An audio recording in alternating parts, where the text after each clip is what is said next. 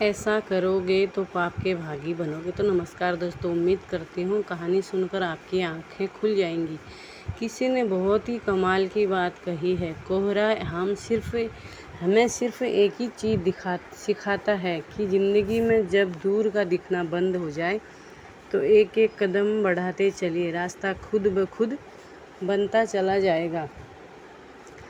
ये कहानी है एक ऐसे राजा की जिसने गलत तरीके से क्रूरता से अपनी ही प्रजा से धन लूटकर हीरे जवाहरात लूटकर बहुत सारा खजाना बना लिया था। अब राजा के सामने समस्या थी कि इस खजाने को कहाँ रखा जाए, कहाँ छुपाया जाए। राजा ने जंगल में एक सुनसान जगह पर एक बड़ा सा तहखाना बनाया और उसमें हीरे जवाहरातों को छुपा दिया। इस जगह का रास्ता सिर्फ 2 ही लोग जानते थे, एक खुद राजा और दूसरा उनका ज़्यादा भरोसेमंद मंत्री। राजा ने सोचा, अगर मैं कभी देखने नहीं जा पाया तो कम से कम मंत्री से बोलकर उसे दिखवा तो लूँगा कि खजाना सुरक्षित है या नहीं।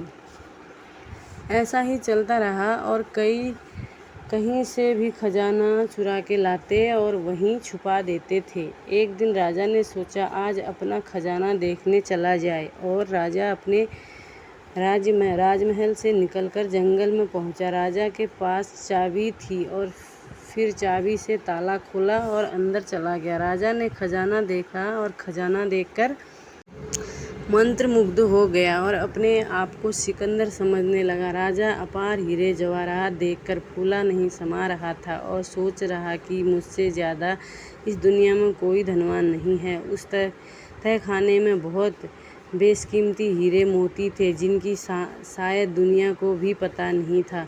राजा हीरे मोतियों में खोया हुआ था। तभी किस्मत से वहाँ से मंत्री का गुजरना हुआ और उसने कमरे का ताला खुला देखा तो मंत्री घबरा गया और सोचने लगा, कहीं मुझसे ये दरवाज़ा तो नहीं खुला रह गया जब मैं 2 दिन पहले आया था। मंत्री दौड़ा और झट से दरवाज़ा बंद कर दिया,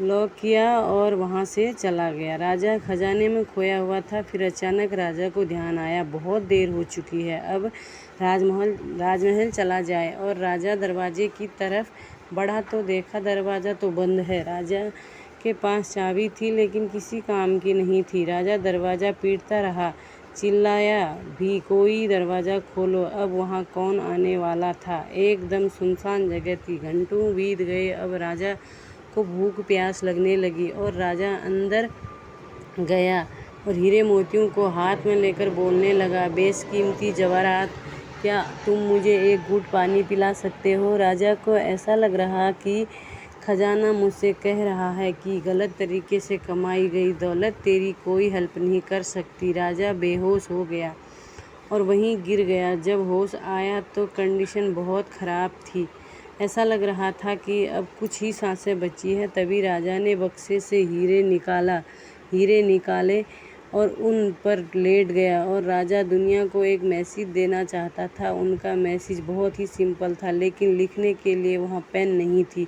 तब राजा ने एक हीरा उठाया और अपनी उंगली दौड़ ली, उसके खून निकलने लगा और उसने दीवार पर लिख दिया। उधर मंत्री और उसके सैनिक राजा को खोज रहे थे। काफ़ी दिन हो गए, राजा का कोई पता नहीं चला। तो मंत्री के मन में ख्याल आया, राजा तो मिल नहीं रहा, पता नहीं क्या हुआ, किसी ने राजा का शिकार कर लिया होगा। तरह तरह के ख्याल आ रहे थे। तभी मंत्री के मन में विचार आया, तो अब नहीं आने वाला खजाना जिसका रास्ता सिर्फ मुझे पता है, चलकर देखा जाए और अपने लिए कुछ लेकर चला जाए। राजा का कुछ पता नहीं है, जिंदा है या मर गया है। मंत्री गया, तहखाने का दरवाज़ा खोला जिसकी चाबी उसके पास थी। मंत्री दरवाज़ा खोलकर अंदर गया तो सुन रह गया। देखा कि एक लाश पड़ी है और वह और कोई नहीं, राजा है। मंत्री ने दीवार पर देखा एक मैसेज लिखा हुआ था, ये दौलत जो मैंने कमाई, ये हीरे मोती भी अंत समय पर मुझे एक घूंट पानी भी ना पिला सके। ये छोटी सी कहानी हमें बहुत कुछ सिखाती है। कभी सभी को पता है, बचपन से कोई अपने साथ कुछ नहीं लेकर जाने वाला है, फिर भी लोग इसके पीछे पीछे भागते हैं। तो नमस्कार दोस्तों, उम्मीद करती हूँ आपको कहानी अच्छी लगी होगी। कैसी लगी कमेंट बॉक्स में ज़रूर बताना और लाइक शेयर करना कहानी को। और वीडियो पूरी सुनने के लिए, कहानी पूरी सुनने के लिए बहुत बहुत धन्यवाद। और हमारे चैनल को सब्सक्राइब ज़रूर करना। इस चैनल पे आपको ऐसी मोटिवेशनल कहानियाँ सुनने को मिलेंगी। तो मिलते हैं आगे एक ऐसी मोटिवेशनल कहानी में।